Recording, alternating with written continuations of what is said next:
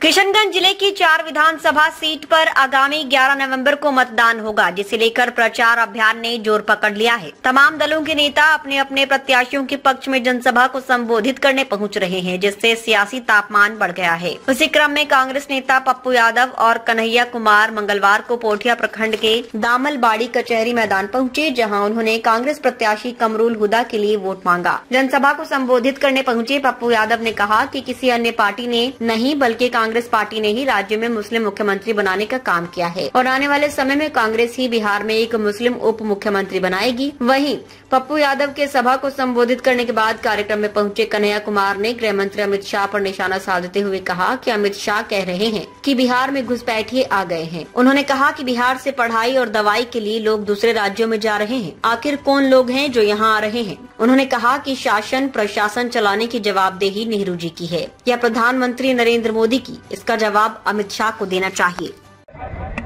कि हम सरकार बनाएं, इसीलिए हम आपके पीछे हैं। जब कोई बात होती है 14% मुसलमानों की, मैं आपसे एक बात पूछना चाहता हूं, मुझे बताओ इस बिहार में सबसे पहला दलित मुख्यमंत्री कौन बनाया?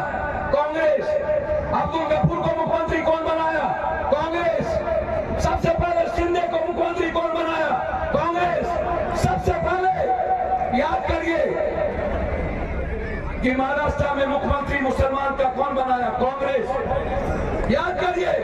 और मैं कह रहा हूं, हमें राजीव जी ने कहा, राहुल गांधी ने जाके संदेश दे देना, जिस दिन सरकार बनेगी उस दिन एक दलित का डिप्टी सीएम होगा, एक और दूसरे तरफ मुसलमान का मुख्यमंत्री, एक मुख्यमंत्री होगा।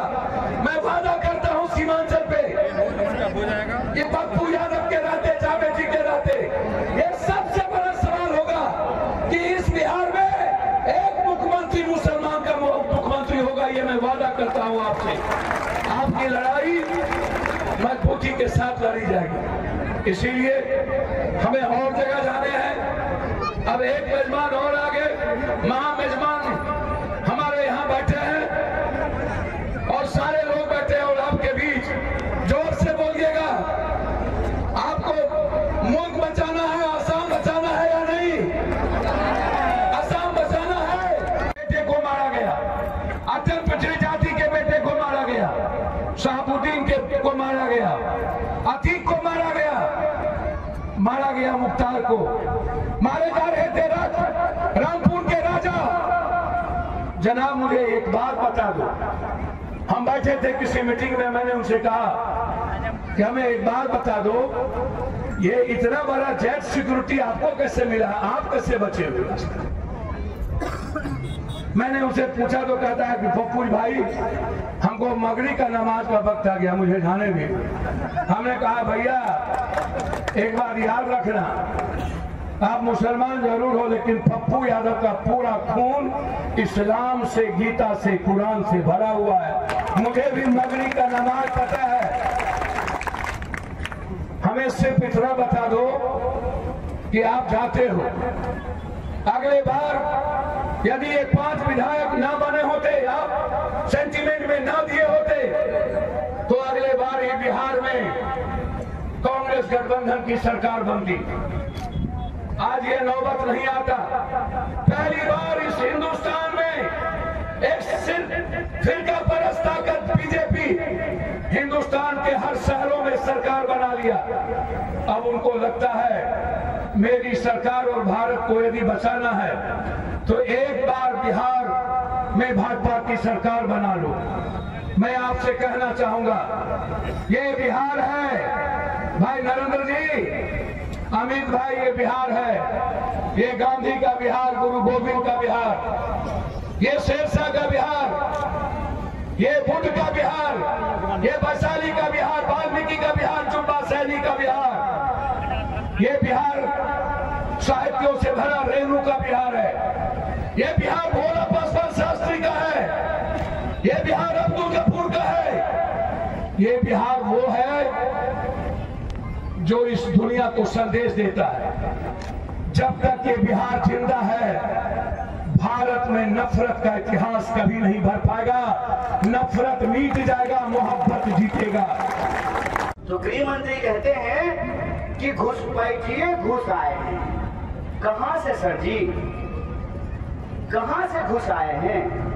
महाराज, बिहार का लोग लाखों लाख की संख्या में ट्रेन भर करके पढ़ाई के लिए, कमाई के लिए, दवाई के लिए अपना घर छोड़ करके बाहर जा रहा है। कौन मुरव्वत है जो यहाँ आ गया है? उनको जरा समझा दीजिए।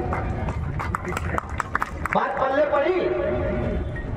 बिहार का लोग जो बिहार में पैदा हुआ है, नौकरी के लिए, इलाज के लिए, पढ़ाई के लिए बिहार छोड़ करके देश भर में जाकर के काम कर रहे हैं। और देश को छोड़िए, विदेशों में जाकर के काम कर रहे हैं। अपना मुल्क छोड़ करके दूसरे मुल्क में जाकर के काम कर रहे हैं। और अगर मान लीजिए खुदा न खास्ता कभी कभी गलती से देश का गृह मंत्री यदि सच बोल रहे हैं तो इसको इस बात का जवाब देना चाहिए ना कि शासन प्रशासन को चलाने की जिम्मेवारी नेहरू जी की है कि प्रधानमंत्री मोदी की है। इस सवाल का जवाब उनको देना चाहिए ना। कौन देश चला रहा है? नेहरू जी देश चला रहे हैं, कांग्रेस पार्टी देश चला रही है, कांग्रेस पार्टी के प्रधानमंत्री हैं, कांग्रेस पार्टी के मुख्यमंत्री हैं बिहार में। देश और प्रदेश में सरकार आपकी, तो अगर शासन और प्रशासन की विफलता हुई तो इसका जवाब कौन देगा? ये बेईमानी है, ये भटकाने की साजिश है, ये अंग्रेजों की चाल है। अंग्रेज कहते थे फूट डालो राज करो, ये कहते हैं ध्यान भटकाओ और देश का माल समेट करके अपने दोस्त की तिजोरी में पहुंचाओ। यही योजना देश के अंदर चल रहा है। जनता को आपस में धर्म के नाम पर लड़ाओ, लोगों के भीतर धर्म और संस्कृति के नाम पर झगड़े लगाओ, नफरत फैलाओ और देश की संपत्ति, देश की जमीन, देश का धन दौलत अपने दोस्त के खाते में पहुंचाओ। एक बात बताइए,